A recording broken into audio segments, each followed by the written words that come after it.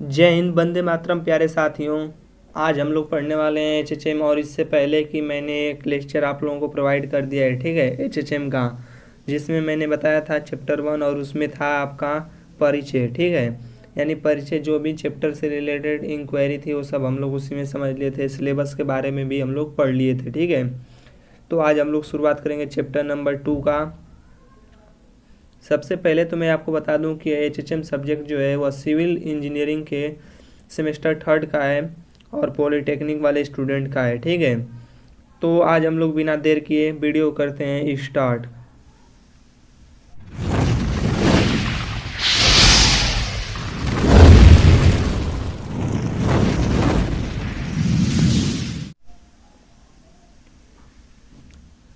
तो चैप्टर आप देख सकते हैं कि आपका चैप्टर जो है वह दूसरा चैप्टर है, ठीक है। तो दूसरे चैप्टर में हम लोग पढ़ने वाले हैं कि तरल पदार्थों के गुण, यानी प्रॉपर्टीज ऑफ फ्लूइड्स, ठीक। यानी कोई भी फ्लूइड्स होते हैं उसमें क्या प्रॉपर्टीज होता है, ठीक है। इससे पहले हम लोग पढ़ चुके हैं कि फ्लूइड क्या होते हैं, ठीक है, कितने प्रकार से इन्हें वर्गीकृत किया गया है। तो अगर जो आप पहला लेक्चर नहीं देखे हैं तो जाकर ज़रूर से ज़रूर देख लें। आज हम आगे की बातों को चर्चा करेंगे, ठीक है। यानी तरल पदार्थों के कौन कौन से प्रॉपर्टी होती हैं, ठीक। तो देखिए, इस चैप्टर में तो बहुत सारे, जैसे तरल पदार्थों में बहुत सारे गुण होते हैं, लेकिन हम जो है तरल पदार्थों के विभिन्न प्रकार के गुण होते हैं, लेकिन प्रस्तुत अध्याय में विषय से संबंधित कुछ प्रमुख गुणों का ही अध्ययन करेंगे, ठीक है। क्योंकि गुण बहुत सारे हैं तरलों में, इसीलिए हम उसके कुछ प्रमुख जो गुण हैं, ठीक है, जो प्रॉपर्टी है उसी को केवल पढ़ेंगे। जिसमें आपका पहला होगा तापमान तथा दाब का प्रभाव, ठीक। यानी कोई भी फ्लूइड है उस पर तापमान का क्या प्रभाव पड़ता है, दाब का क्या प्रभाव पड़ता है। और यहाँ से आपका 5 नंबर कम से कम फिक्स है, कभी कभी तो 10 नंबर में भी यहाँ से क्वेश्चन बन जाते हैं इस चैप्टर से, ठीक है। तो आप बिल्कुल निश्चिंत रहें और जितना आपको पढ़ाया जा रहा है केवल उतना ही पढ़ें, अलग से पढ़ने की कोई ज़रूरत नहीं है, ठीक है। तो देखिए, आपको पहला पढ़ना है कि तापमान तथा दाब का प्रभाव, ठीक, ये फ्लूइड पर किस प्रकार से अपना इफेक्ट करते हैं, ठीक। अब देखिए, दूसरा है घनत्व, यानी कि डेंसिटी या द्रव्यमान घनत्व या विशिष्ट द्रव्यमान, ठीक। तो इसको हम लोग भी पढ़ेंगे आगे इसी में। आपका तीसरा नंबर जो है तरल के गुण में, उसमें है अपेक्षिक या विशिष्ट भार, स्पेसिफिक वेट या वेट डेंसिटी।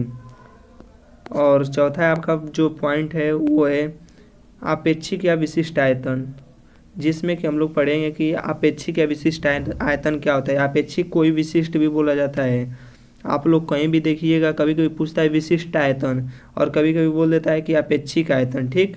तो अपेक्षिक और विशिष्ट दोनों एक ही शब्द हैं, इसमें आप कभी कंफ्यूज मत होइएगा। अपेक्षिक कोई विशिष्ट भी बोल दिया जाता है और इसको इंग्लिश में केवल स्पेसिफिक बोला जाता है। तो आपको कहीं भी दिखे अपेक्षिक या विशिष्ट तो आप समझिएगा कि दोनों का मतलब एक ही है, और आयतन रहेगा, भार रहेगा, ये सब तो आप समझ सकते हैं, ठीक है। और पांचवा आपका है अपेक्षिक या विशिष्ट गुरुत्व या अपेक्षिक घनत्व, यानी स्पेसिफिक ग्रेविटी और स्पेसिफिक डेंसिटी। छठा आपका रहेगा ससंजन, यानी तरलों में ससंजन क्या होता है, आसंजन क्या होता है, श्यानता क्या होता है, निरपेक्ष या शुद्ध गति की श्यानता क्या है, यानी काइनेमेटिक विस्कोसिटी, ठीक। और पृष्ठ तनाव, केशिकत्व, वाष्प दाब, संपीड्यता, ये सब आपको क्या बताया जाएगा, ठीक है।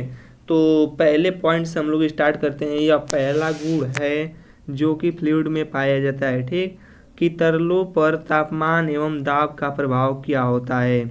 Effect of temperature and pressure on fluid, यानी कि ये क्या होते हैं। तो देखिए आप लोग कि तरलों में जो होते हैं वह तरल, तो मैं आपको पिछले चैप्टर में बता दिया था, मुख्य रूप से जो है वह दो हैं, यानी कई आधार पे बांटे गए थे तरल को, जिसमें से कि आपका ये है गैस एवं वाष्प और द्रव, ठीक है।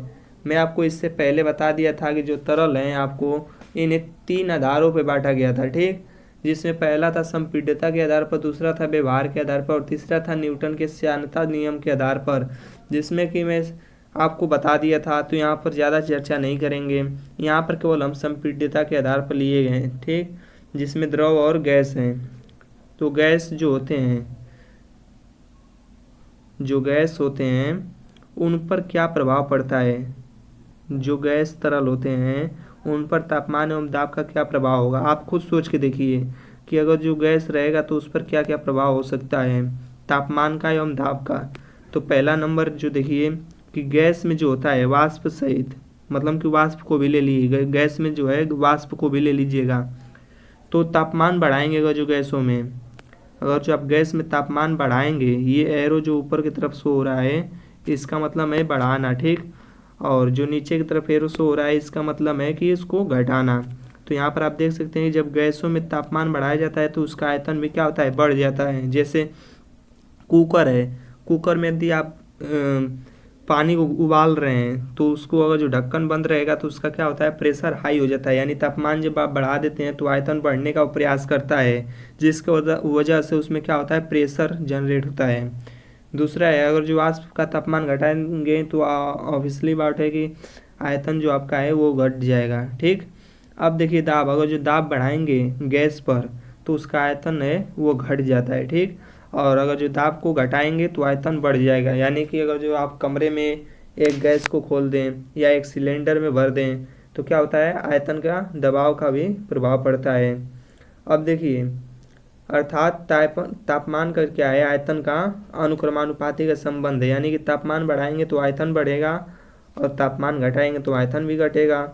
और उसी तरह से दाब जो है, दाब बढ़ाएंगे तो आयतन का व्युत्क्रमानुपाती है, यानी कि जब दाब बढ़ाएंगे आप तो आयतन घटेगा और जब आयतन को घटाएंगे तो दाब बढ़ेगा। ऐसा आपको समझ में आ गया होगा कि गैस में क्या प्रभाव पड़ता है। अब देखिए द्रव पे क्या प्रभाव पड़ता है, लिक्विड भी आपको पता ही है, ये अभी एक प्रकार का क्या है, फ्लूइड है।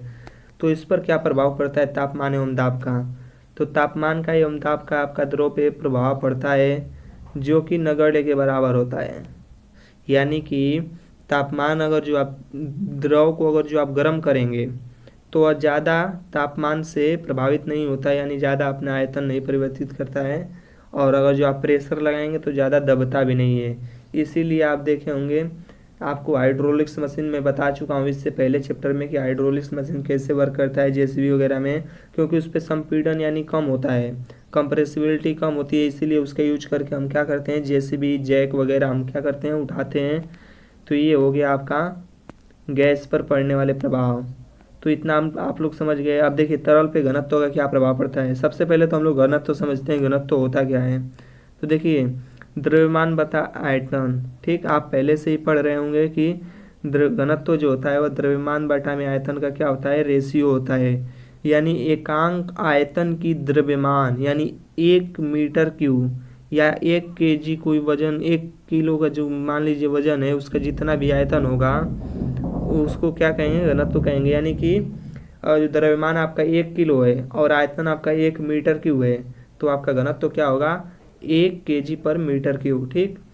तो आप लोग यहाँ समझ गए होंगे घनत्व किसे कहते हैं कि एकांक आयतन के द्रव्यमान को घनत्व कहते हैं। और इसको क्या करते हैं, रो से प्रदर्शित करते हैं।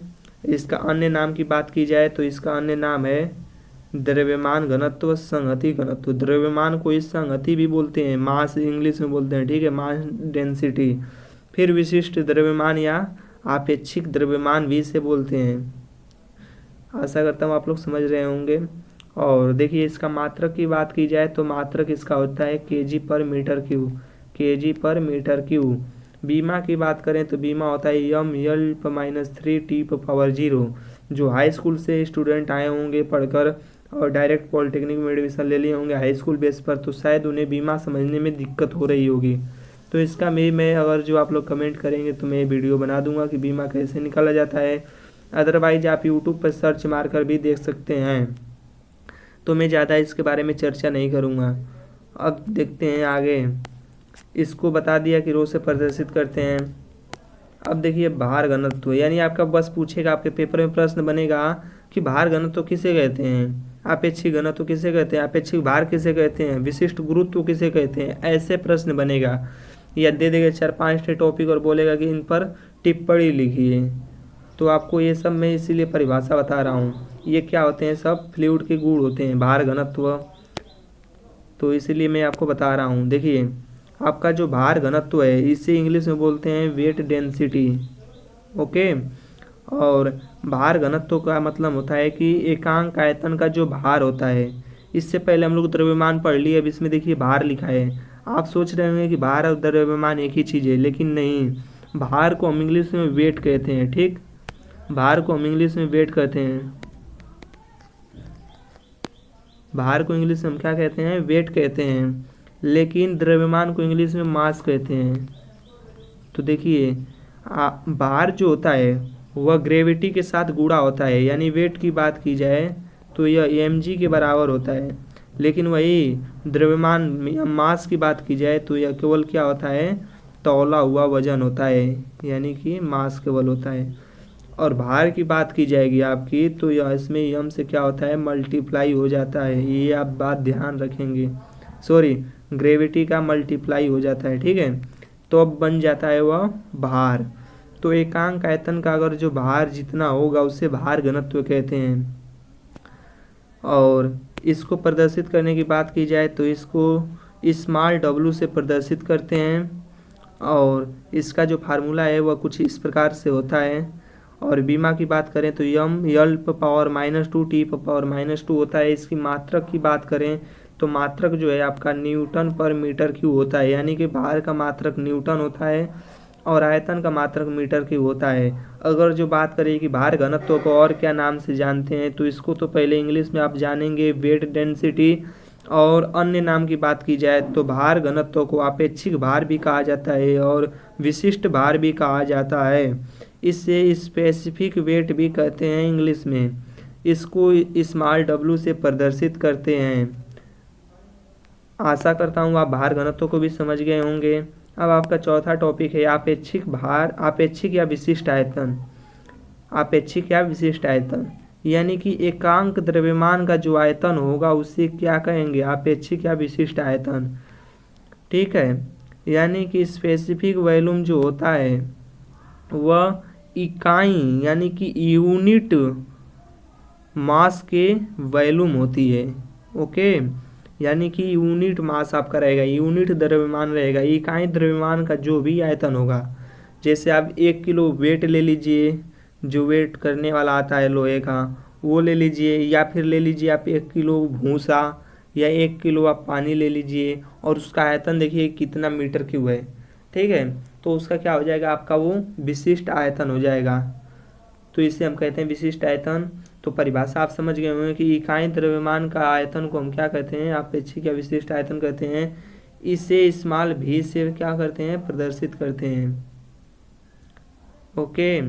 और मात्रक की बात की जाए तो मात्रक आपको पता ही है, आयतन का मात्रक मीटर की और द्रव्यमान क्या होता है, kg होता है। विमा की बात की जाए तो m पर पावर यल टी, m पर पावर -1 यल के पावर 3 t के पावर 0, यानी t नहीं भी लिखेंगे तो कोई फर्क नहीं पड़ता है।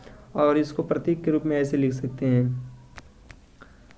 अब देखिए इसमें एक नोट पॉइंट है।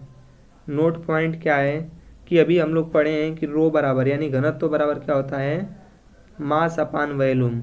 और स्मॉल v का मान अभी हम लोग पढ़े हैं कि इकाई द्रव्यमान के जो वेट वॉल्यूम होता है उसे कहते हैं क्या हम, आपेक्षिक वॉल्यूम या आपेक्षिक या विशिष्ट आयतन, ठीक। तो इन दोनों के फार्मूला से हम क्या कर सकते हैं कि हम देख सकते हैं कि अब यम अपान में v है और यह v बटा में यम है, यानी एक दूसरे के क्या है, उल्टा है। इसीलिए अगर जो हम यहाँ पर रो के जगह पर प्रतिस्थापित करें यम अपान v को तो वह यम अपान में आपेक्षिक आयतन हो जाएगा, ठीक है। यानी घनत्व जो होता है आपेक्षिक आयतन का क्या होता है, व्युत्क्रम होता है। ये आपका नोट पॉइंट था। अब देखिए आपेक्षिक घनत्व क्या है, यानी स्पेसिफिक डेंसिटी। स्पेसिफिक डेंसिटी जो आपका है वह आपेक्षिक, स्पेसिफिक डेंसिटी जो है वह मानक पदार्थ की घनत्व के सापेक्ष किसी पदार्थ का क्या होता है, घनत्व होता है। जैसे मान लीजिए कि आप किसी स्टैंडर्ड मटेरियल का कर लीजिए, आप उसका घनत्व रहेगा, ठीक है, वो स्टैंडर्ड रहेगा, हर एक चीज़ में वही लिया जाएगा। अगर जो आप जल लेंगे तो जल का किसी स्टैंडर्ड को ले लीजिए और उसका जो घनत्व होगा उसके सापेक्ष आप किसी भी लिक्विड का लीजिए, ठीक है। यानी पानी के सापेक्ष अगर जो आप किसी भी पदार्थ का घनत्व लेंगे तो उसको क्या कहेंगे हम, आपेक्षिक घनत्व। और इसको प्रदर्शित करने की बात की जाए तो इसको प्रदर्शित तो ऐसे कुछ किसी से करते नहीं हैं। और अगर जो इसको देख लीजिए आपेक्षिक घनत्व की बात की जाए तो मानक पदार्थ का आपेक्षिक भार बता में किसी पदार्थ का आपेक्षिक भार या फिर यहाँ पर हम बोले थे घनत्व, ठीक। तो आप समझ रहे होंगे ये फार्मूला है आपका। और अगर जो द्रव की बात करें तो द्रव का अपेक्षिक घनत्व अगर जो देखें तो द्रव का किसी भी द्रव का घनत्व और किसी द्रव का घनत्व ऊपर हो गया जिसका निकालना है हमें, और नीचे रहेगा आपका शुद्ध पानी का एट द 4 डिग्री सेल्सियस पर घनत्व रहेगा। ओके, तो आप यहाँ पर समझ रहे होंगे।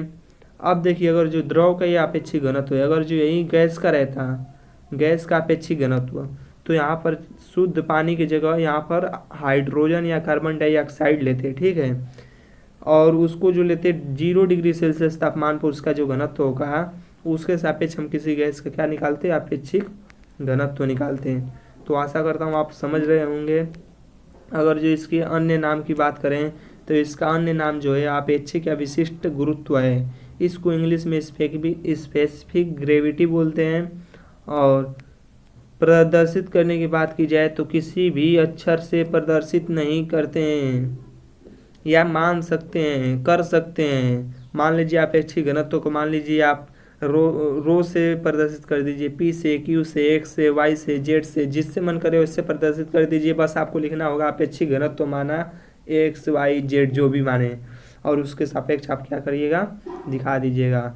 मात्रक की बात की जाए तो इसका कोई भी मात्रक नहीं होता है, और जब मात्रक नहीं होगा तो आप इसलिए बात है कि आपका यूनिट भी कोई भी बीमा नहीं होगा, क्योंकि बीमा जो होता है मात्रक पे ही घात का दिखाया जाता है, यानी मात्रक पर जो घातों को प्रदर्शित करने का तरीका है उसे बीमा कहते हैं।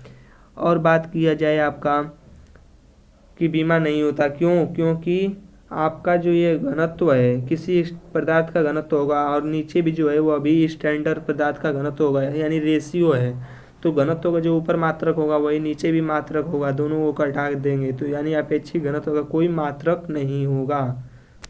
जब भी आपको अपेक्षिक आ जाए समझिए किसी चीज़ से तुलना ही हो रहा है। अब देखिए नोट पॉइंट इसमें एक और बात है कि द्रवों के लिए मानक पदार्थ 4 डिग्री सेल्सियस पर पानी प्योर वाटर तथा गैसों के लिए मानक स्टैंडर्ड यानी स्टैंडर्ड पदार्थ जो है 0 डिग्री सेल्सियस पर हाइड्रोजन या कार्बन डाइऑक्साइड रहित वायु लेते हैं। ठीक है, तो समझ रहे होंगे आप। अब देखिए आपका है छठा नंबर पॉइंट ससंजन। ये सभी जो मैं आपको पढ़ा रहा हूँ आप देख लीजिएगा प्रीवियस ईयर पेपर में, और इसका मैं एक पेपर भी अपलोड किया था यूट्यूब पर, जो मैंने खुद तैयार किया था, उसको निकाला था कि प्रीवियस ईयर में कितने क्वेश्चन बने हैं। उसको आप वीडियो को देखिएगा कि कौन कौन से टॉपिक से प्रश्न बने हैं। ठीक है, ये सभी बने थे, जितना मैं आपको पढ़ा रहा हूँ टॉपिक ये सब आए थे पेपर में। ये देखिए ससंजन, तो ससंजन जो है आपको इसको बोलते हैं कोहेजन। ठीक है, कोहेजन जो होता है वह तरल में ठीक है ठोस में भी लगता है ये कोहेजन यानी ससंजन। इसको जो बात किया जाए तो जब दो अणु समान अणु रहें और जब आपस में मिलेंगे तो कोई पदार्थ बनाएंगे। ओके, और जब दोनों को मिलने में जो बीच में जोड़ने के लिए इन्हें जो फोर्स लगेगा, जो बल लगेगा, उसे हम क्या कहेंगे, ससंजन। यानी जब दो अणु मिलने से उनके बीच में जो बल लगता है, यानी जब दो अणुओं को चिपकाया जाता है तो चिपकने में जो बल लगता है उसे ससंजन बल कहते हैं। तो तरल में अणुओं के चिपकने पर जो उसके बीच में फोर्स सप्लाई होता है उसे ससंजन कहते हैं।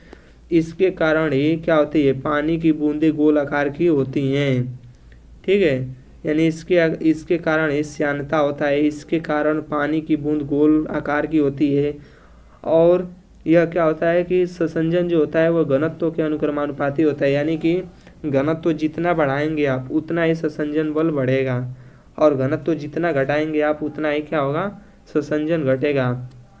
कहने का मतलब ये है कि घनत्व बढ़ाने का मतलब क्या है कि द्रव्यमान बढ़ा रहे हैं। आयतन सेम है लेकिन द्रव्यमान आप बढ़ा रहे हैं, द्रव्यमान बढ़ा रहे हैं। तो द्रव्यमान जब बढ़ाएंगे तो यानी कि उसको ये मान लीजिए कि आपका एक क्या है, ये बोतल है। ठीक, पहले आपने इसको जब केजी किया तो एक इसका जो आयतन है वह 1 मीटर क्यूब है और यह 1 किलो का है। अब इसको भरे जा रहे हैं, आयतन यही है 1 लीटर का, लेकिन आप क्या कर रहे हैं कि इसमें भरे जा रहे हैं। हार्ड मतलब कि कूट कूट के भर रहे हैं, संपीड़न उसको कंप्रेस कर करके भरे जा रहे हैं इसमें, तो क्या होगा, इसका धीरे धीरे द्रव्यमान बढ़ेगा। बढ़ेगा तो यानी इसका क्या होगा, घनत्व भी बढ़ेगा। तो जितना घनत्व बढ़ेगा उसका संसंजन क्या होगा, उतना ही बढ़ेगा। ठीक है, तो कहने का मेरा मतलब यही है कि घनत्व बढ़ने पर क्या होता है, संसंजन बल बढ़ता है, क्योंकि इसके अणुओं के बीच काफ़ी फोर्स लगेगा। एक बात को आपको ध्यान रखना है कि संसंजन जो होता है सदैव एक समान के अणुओं में लगता है। अब देखिए आसंजन क्या होता है, और परिभाषा की बात करें तो परिभाषा आप यहाँ से देख लीजिएगा संसंजन का, कि तरल का वह गुण जिसके कारण किसी तरल के अणु एक दूसरे को आकर्षित करते हैं संसंजन कहलाता है। अब आसंजन देखिए, दोनों में बात एक ही है। इसमें क्या होता है कि जैसे अलग अलग प्रकार के तरल रहते हैं, ए अलग अणु है और बी अलग अणु है। ठीक है, अणु तो देखिए तरल में जब दो विपरीत प्रकार के अणु जुड़ते हैं तो उनके बीच में जो बल लगता है उसे आसंजन कहते हैं। यहाँ पर देख सकते हैं आप, जुड़ा हुआ है, तो जो जुड़ने में इनके बीच में जो बल लगा है उसे आसंजन बल कहेंगे। ये नोट्स जो है मैं खुद तैयार किया हूँ और इससे ज़्यादा आपके पेपर में कभी नहीं पूछा जाएगा। ठीक है, तो आप निश्चिंत रहें, और मैं बता दूंगा कि आपको पीडीएफ कहाँ से डाउनलोड करना है, तो आप पढ़ते रहें। देखिए आसंजन के कारण ही क्या होता है, पारा कांच से क्या होता है, कांच की सतह को गीला नहीं करता है परंतु पानी गीला करता है, इसीलिए पानी में आसंजन अधिक होता है। ठीक है, यानी पानी में अधिक होता है इसीलिए कांच को क्या करता है, भिगो देता है। अगर जो पानी में कम होता कांच के सापेक्ष तो क्या करता है, नहीं भिगोता। यानी जब जब आसंजन बल अधिक होगा तो वह भिगोएगा, अब जब आसंजन बल कम होगा तो नहीं भिगोएगा। ये बात आप याद रखिएगा। परिभाषा की बात करें इसकी भी, तो आसंजन तरल जो होता है, तरल का वह गुण है जिसके कारण विभिन्न प्रकार के तरल अणुओं के एक दूसरे को खींचते हैं या किसी तरल और ठोस के अणुओं में आपस में आकर्षण होता है। जैसे चाक पे आप ब्लैक बोर्ड पे आप क्या कर रहे हैं, लिख रहे हैं। मान लीजिए आपका ये ब्लैक बोर्ड है और इस पर आप लिख रहे हैं चाक से। चाक से जो आप जो भी कुछ लिखेंगे तो चाक और बोर्ड के बीच में वो क्या हो रहा है, चाक चिपक रहा है, तो इनके बीच में कोई फोर्स लग रहा है चाक और बोर्ड के बीच में, तो वह फोर्स जो कहलाएगा वो आसंजन कहलाएगा। अब देखिए श्यानता यानी कि विस्कोसिटी। विस्कोसिटी की बात की जाए तो तरल का वह गुण जो एक दूसरे सतह पर फिसलने में क्या करता है, विरोध या प्रतिरोध करता है, उसे श्यानता कहते हैं।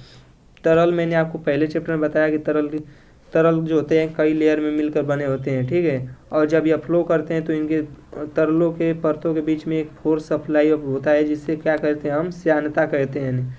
श्यानता जो कि इसे फिसलने से क्या करता है, रोकता है, और यह जितना ही ज़्यादा फोर्स होगा वह पदार्थ उतना ही गाढ़ा होगा। कहने का मतलब कि जितना ज़्यादा श्यानता होगा वह तरल क्या होगा, उतना ही गाढ़ा होगा। जैसे शहद ले लीजिए, शहद में क्या होता है, श्यानता ज़्यादा होता है, और पानी ले लीजिए, पानी में गाढ़ापन नहीं होता है क्योंकि क्या होता है, उसकी श्यानता कम होती है।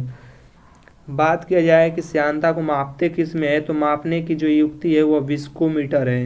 यानी विस्कोमीटर द्वारा आपका जो है श्यानता नापा जाता है। न्यूटन की श्यानता समीकरण जो बात किया जाए, जो मैं आपको बोला था कि आगे बताऊंगा, वो इसी में है कि न्यूटन का श्यानता समीकरण देखिए क्या है, tau is equal to mu D V upon D Y. ठीक, D V upon D Y का मतलब है, टाउ तो आपका कर्तन प्रतिबल है, कर्तन प्रतिबल, डी वी जो है वेग में अंतर है, डी वाई जो है दो परतों के बीच की दूरी है, और म्यू जो है श्यानता गुणांक है, कोफिशिएंट ऑफ विस्कोसिटी, या गतिक श्यानता भी बोलते हैं, डायनेमिक विस्कोसिटी, या इसे परम श्यानता भी बोलते हैं। अगर जो परिभाषा बनता है आपका कि श्यानता बताइए या गति श्यानता या परम श्यानता बताइए, सबका मतलब क्या है, श्यानता से ही है। तो आपको किसी भी श्यानता का या परिभाषा लिखने को आप डायरेक्ट लिखिएगा श्यानता का, या गतिक का रहे या परम का रहे या कुछ भी रहे। ओके, देखिए ये है आपका फ्लूइड, यानी क्या है, मान लीजिए कि नदी का पानी बह रहा है, उसका क्रॉस सेक्शन हमने क्या लिया है, तो यह जो नीचे वाला सतह है वह स्थिर है। अब देखिए ये पहला वाला परत, ये दूसरा, ये तीसरा, ये चौथा, ये पाँचवा, ये छठवां, ये सातवां, आठवां, कई लेयर में बह रहा है। वैसे लेयर तो दिखता नहीं है लेकिन माना गया है कि लेयर के रूप में बहता है। तो नीचे वाला का क्या है, नीचे वाले पर प्रेशर क्या होगा, ज़्यादा होगा, जिसकी वजह से इसका वेग कम रहेगा। फिर ऊपर वाले का ज़्यादा रहेगा, फिर उससे ऊपर वाले का ज़्यादा रहेगा, फिर उससे ऊपर वाले का ज़्यादा, फिर उससे ऊपर वाले का ज़्यादा, इससे फिर इससे ऊपर वाले का इससे भी ज़्यादा, फिर इससे, यानी जितने ऊपर आप जाएंगे उसका वेग उतना ही ज़्यादा रहेगा। जैसे आप अगर जो पानी में कुछ पदार्थ फेंकते होंगे तो देखे होंगे नदी में कि ऊपर बहुत तेज़ी से पानी निकल जाता है, लेकिन पानी का बहाव जो है जितने नीचे आप जाते रहेंगे उसका बहाव उतना ही स्लो होता जाता है। क्यों? क्योंकि प्रेशर उस पर क्या रहता है, ज़्यादा रहता है जल का, जिसकी वजह से उसका वेग रुकता है, यानी कि उसके प्रेशर की वजह से उसका नीचे का बहाव क्या रहता है, स्लो रहता है। अब देखिए आपका कि मान लीजिए ऊपर वाला जो है डी बी भी प्लस डी बी है और नीचे क्या है भी है, यानी डी बी क्या है, अंतर आ गया है। तो जो डी बी है वह वेग में क्या है, अंतर है। द्रव के परतों के बीच की दूरी है डी वाई, ये जो आपको दिख रहा होगा ये द्रव के परतों के बीच में है दूरी डी वाई, और यह जो अंतर आया है यानी ऊपर वाले का क्या है, डी बी अधिक है। ऊपर वाले ये जो परत है ये वाला, इसका परत इसके सापेक्ष क्या है, डी बी वेग अधिक है। आशा करता हूँ आप समझ रहे होंगे, क्योंकि पीडीएफ में मैं ज़्यादा तो बता नहीं सकता, क्योंकि जितना हाथ चलता है उतना चलाया जाता है इसमें। तो आशा करता हूँ कि आप समझ रहे होंगे, और मैं अपने अपने हिसाब से बहुत अच्छे से एक्सप्लेन करने का कोशिश कर रहा हूँ। तो आप खुद भी थोड़ा इस पर क्या करें, एफर्ट दें, समझने की कोशिश करें।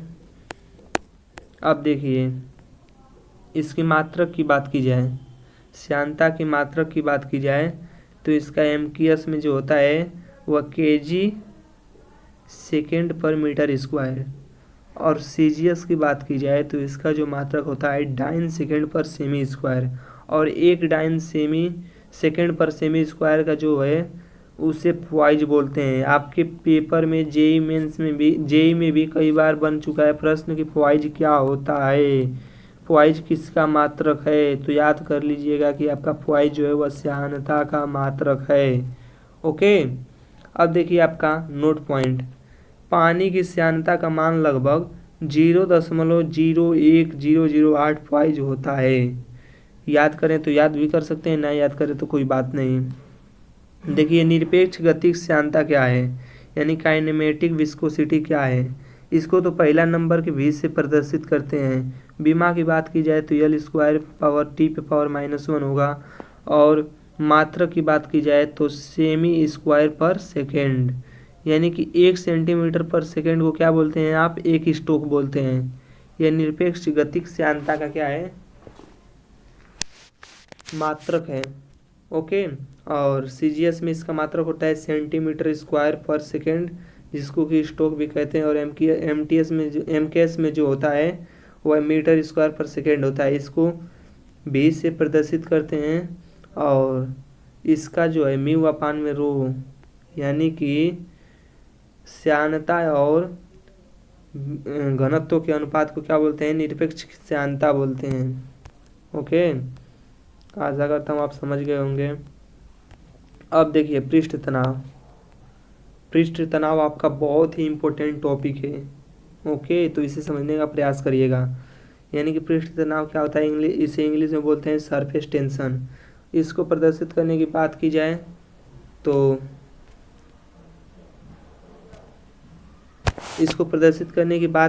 इसको टी से प्रदर्शित करते हैं सरफेस टेंशन को। बीमा की बात की जाए तो यम एल के पावर 0 टी पे पावर -2 से प्रदर्शित इसकी बीमा होती है।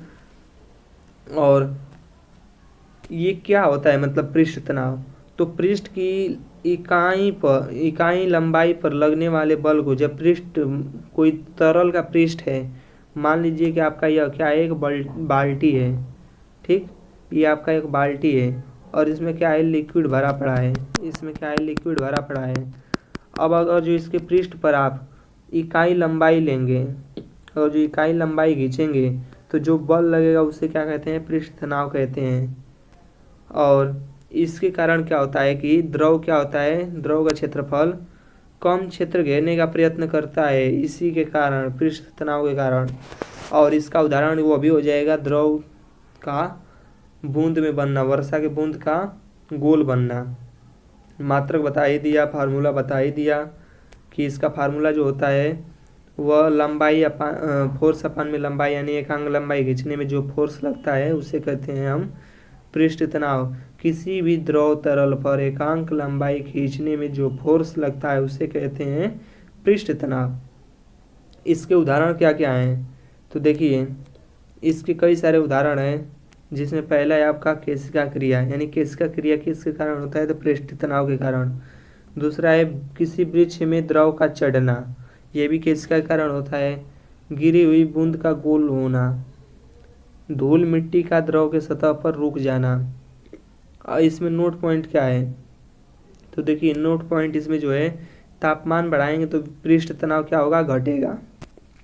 यही आपका इसमें नोट पॉइंट है कि अगर जो आप तापमान बढ़ा रहे हैं तो आपका पृष्ठ तनाव क्या होगा, घटेगा, सरफेस टेंशन घटेगा। अब देखिए केशिकत्व यानी कैपिलरिटी क्या है, केशिकत्व किसे कहते हैं, तो इसको तो अन्य नाम केशिका क्रिया के नाम से जाना जाता है। और यह कारण जो है आसंजन एवं ससंजन के कारण क्या होता है, केशिकत्व होता है। केशिकत्व के कारण ही क्या होता है, द्रव चढ़ता है किस पर, तो नली में। द्रव जो होता है वह केश नली में क्या होता है, चढ़ जाता है। केश नली भी आपका देखिए, केश नली क्या होता है, तो एक पतला कांच का क्या होता है, पाइप होता है, उसे हम केश नली बोलते हैं। और पारा की बात की जाए तो पारा में जब हम डुबोएंगे केश नली को तो क्या होता है, दब जाता है पारे में। ठीक, ये आपका डायग्राम है केशिकत्व का। इसका नाम अन्य नाम की बात की जाए तो केशिका क्रिया करके भी पूछा जाता है आपके पेपर में कि केशिका क्रिया क्या है। और अगला आपका है, देखिए अब खत्म ही होने वाला है, वाष्प दाब। यानी कि वाष्प दाब क्या है, तो द्रव का वाष्पीकृत होते समय द्रव सतह पर लगने वाला दाब द्रव वाष्प दाब कहलाता है, वेपर प्रेशर कहलाता है। ठीक है, जैसे मान लीजिए कि आपका यह एक कुकर है और कुकर में आप पानी रखे हैं, ढक्कन नहीं लगाए हैं, ठीक, और जब आप इसको हीट देंगे, जब हीट देंगे तो यह क्या होगा, इसमें रखा पानी क्या होगा, एक पृष्ठ पर रहेगा, और जब आप इसको हीट देते जाएंगे तो इसके पृष्ठ से क्या होगा, वाष्प बनना स्टार्ट हो जाएगा। तो जब वाष्प बन के और जब ऊपर जाएगा यह, तो यह क्या करता है, पृष्ठ पर एक दबाव लगाता है, क्योंकि बिना दबाव के कोई भी पदार्थ आगे नहीं जाता है। आप सुने होंगे कि जब क्रिया होगा तभी प्रतिक्रिया होगा। तो यह वाष्प ऊपर उठने के लिए क्या करता है, सतह पर एक प्रेशर लगाता है, और जो प्रेशर लगाता है उसे ही हम कहते हैं वाष्प दाब यानी वेपर प्रेशर। और यह क्या किया जाता है, द्रव के सतह पर लगाया जाता है। तो किसी भी द्रव का वाष्पीकृत होते समय द्रव सतह पर लगने वाला दाब जो कहलाता है वह वाष्प दाब कहलाता है। 0 डिग्री सेल्सियस पर इसका मान जो होता है वह 0.623 किलो पास्कल होता है, और 100 डिग्री सेल्सियस पर 103.5 किलो पास्कल होता है। ठीक है, ये द्रव के लिए है। अब देखिए 20 डिग्री सेल्सियस पर पानी का वाष्प दाब 2.34 किलो पास्कल परम होता है। ओके, ये नोट पॉइंट आपका था इसमें वाष्प दाब में। अब देखिए संपीड्य था तो वो समझ में आ रहा है, संपीड्य करेंगे, उसको दबाएंगे, कंप्रेस करेंगे, तो यानी कंप्रेसिबिलिटी किसे कहते हैं, तो वाष्प दाब को, यानी वाष्प दाब के द्वारा तरल पदार्थ पर जो दबाव डाला जाता है उसे हम संपीड्यता कहते हैं। यानी बाह्य दाब, वह बाह्य दाब जिसके द्वारा हम फ्लूइड पर क्या करते हैं, प्रेशर जनरेट करते हैं, दबाव डालते हैं, उसे हम संपीड्यता कहते हैं। और संपीड्यता को मापा जाता है संपीड्यता गुणांक द्वारा, और मात्रक की बात की जाए तो मीटर स्क्वायर पर न्यूटन होगा। इसको प्रदर्शित करेंगे बीटा से। और इसकी बीमा की बात की जाए तो m पर पावर -1 L और t पर पावर -2 होता है। इसकी फार्मूला की बात की जाए तो यह बीटा बराबर 1/k बराबर -1/v इंटू dv/dp। कहने का मतलब ये है कि जहाँ भी जो है आपका ये जो कैपिटल V है, भी वह तरल का प्रारंभिक आयतन है, जिससे कि मीटर क्यूब में हम क्या करते हैं, मीटर क्यूब आयतन इसका मतलब कि यूनिट है। और dp की बात की जाए तो तरल पर दाब में परिवर्तन है, यानी दबाव जो है, मान लीजिए पहले प्रेशर कुछ लगाए फिर बाद में प्रेशर कुछ और कर दिए, इस पर आपका न्यूमेरिकल क्वेश्चन भी पूछा जाता है। तो जो तरल पर दबाव में परिवर्तन होगा वह न्यूटन पर मीटर स्क्वायर में होगा, और dv जो है आपका दाब में परिवर्तन के कारण जो है आयतन में भी परिवर्तन होगा, तो आपका dv हो गया। और k जो है वह आयतन गुणांक है, बल्क मॉडुलस। ठीक है, तो आप समझ गए होंगे, आपके लिए ये फार्मूला बहुत ही इम्पोर्टेंट है, तो आप लोग इस फार्मूले को ज़रूर याद करें। और संपीड़ितता तो आपके पेपर में आना ही है। और माइनस देखिए, माइनस क्यों लगाया गया है, तो किसी भी जब द्रव या किसी भी तरल को आप दबाएंगे तो उसका क्या होता है, संपीड्य करने पर उसके आयतन में क्या होती है, कमी होती है, इसीलिए हम माइनस का निशान लगाते हैं। ठीक है। अब देखिए कि इस पर एक प्रश्न है आपका, जो कि आपके बोर्ड में पूछा गया है बीटी यूपी में, कि 0.8 न्यूटन पर मीटर स्क्वायर का दाब लगाकर किसी द्रव का आयतन 0.04% कम कर दिया जाता है, तो द्रव का आयतन गुणांक यानी बल्क मॉडुलस क्या है, तथा संपीड़ितता गुणांक बीटा ज्ञात कीजिए। यानी कि जो भी फार्मूला बताया हूँ इसी पर है बिल्कुल सवाल। तो देखिए आपको दे दिया है पहले कि डीपी कितना है आपका 0.8 न्यूटन पर मीटर स्क्वायर, यानी दाब लगाया जा रहा है, दाब लगाया जा रहा है, या फिर पहले कुछ तो प्रेशर होगा ही, क्योंकि हवा भी है वो प्रेशर लगाता है फ्लूइड पे। तो जब अलग से आप प्रेशर लगा रहे हैं तो क्या हुआ, दबांतर हो गया ये वो, यानी दबाव में आपने कुछ प्रेशर लगा दिया, और तो क्या हो गया वह, क्या हो गया आपका बाह्य प्रेशर हो गया। तो उसे हम क्या कहेंगे, डीपी से प्रदर्शित करेंगे। यह क्या है आपका 0.8 न्यूटन पर मीटर स्क्वायर है। और जो आपका कोई यूनिट अलग रहेगा तो उसे हम किस में बदल लेंगे, न्यूटन पर मीटर स्क्वायर में बदल लेंगे पहले। तो डीपी का मान दे दिया है, और डीबी का मान देखिए 0.04% क्या किया गया है, कम किया गया है। तो जब प्रतिशत की बात की जाए तो आप समझ जाइएगा कि आपका क्या है बात मैटर, प्रारंभिक वैल्यू आप 100 ले लीजिएगा, जिससे कि आपको पता चल जाएगा कि परिवर्तन कितना कर रहे हैं। ठीक है, तो 100 मान लिया तो परिवर्तन 0.04 का हो जाएगा। और आपसे पूछा है के का मान और बी का मान, तो के का मान निकालने के लिए हम फार्मूले में डायरेक्ट रखेंगे। तो डायरेक्ट आपका ये वाला फार्मूला है, इसमें आप बस केवल मान को रख दीजिए और इसको सॉल्व करेंगे। तो के का मान जो आएगा आपका -2000 न्यूटन पर मीटर स्क्वायर आएगा, और 2000 में आपको पता ही होगा कि 2 किलो न्यूटन पर मीटर स्क्वायर हो जाएगा। अब आपसे बीटा पूछा है, तो आपको पता ही है कि बीटा जो है संपीड़ितता का उल्टा होता है।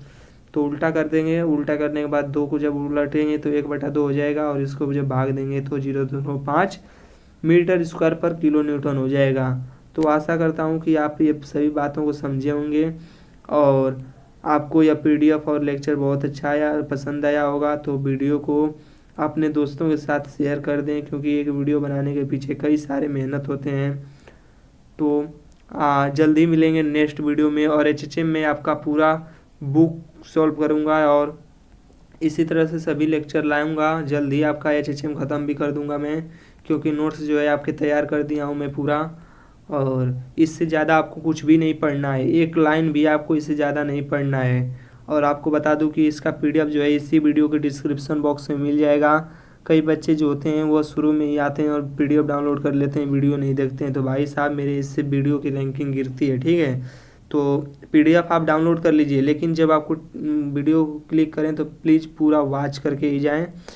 तो मिलते हैं जल्दी नेक्स्ट वीडियो में, तब तक के लिए जय हिंद, जय भारत, वंदे मातरम।